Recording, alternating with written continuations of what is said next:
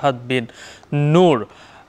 ফরহাদ, প্রায় 1 মাস পর আজকে আবারও পুরোদমে এই স্কুল কলেজের শ্রেণীর কার্যক্রম শুরু হতে চলেছে, উপস্থিতি কেমন দেখছেন?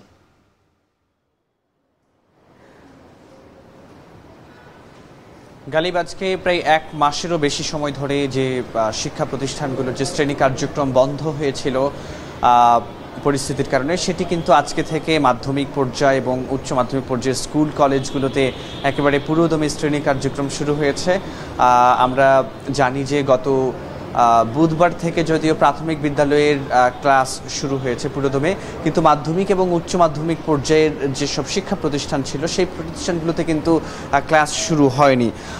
আমরা যেটুকু জানি সেটি হচ্ছে যে গত জুলাইয়ের 15 তারিখে আসলে সবশেষ মাধ্যমিকের স্কুলে আসলে শ্রেণী কার্যক্রম ছিল। সেটি ছিল, আমরা জানি যে ষান্মাসিক সামষ্টিক মূল্যায়ন মাধ্যমিকের চলছিল 6ষ্ঠ, 7ম, 8ম এবং 9ম শ্রেণীর।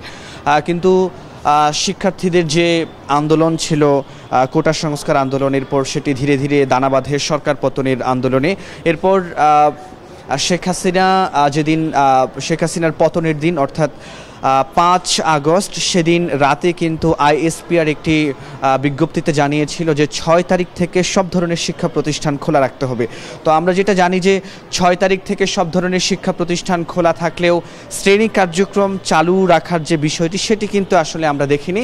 এবং এরপরে আসলে প্রাথমিকে গত বুধবার থেকে সেটি চালু হয়েছে এবং আজকে থেকে মাধ্যমিক এবং উচ্চ মাধ্যমিক পর্যায়ের যে স্কুল কলেজগুলো রয়েছে সেগুলোতে কিন্তু শ্রেণী কার্যক্রম আজকে থেকে পুরোদমে একেবারে শুরু হয়েছে। তবে যেটি বলতে হয় যে আজকে যেহেতু প্রথম দিন, আজকে উপস্থিতি তুলনামূলক কম, সেই সঙ্গে উপস্থিতি কম হবার আরেকটি কারণ হচ্ছে যে আজকে বৃষ্টি বাদলের দিন ছিল।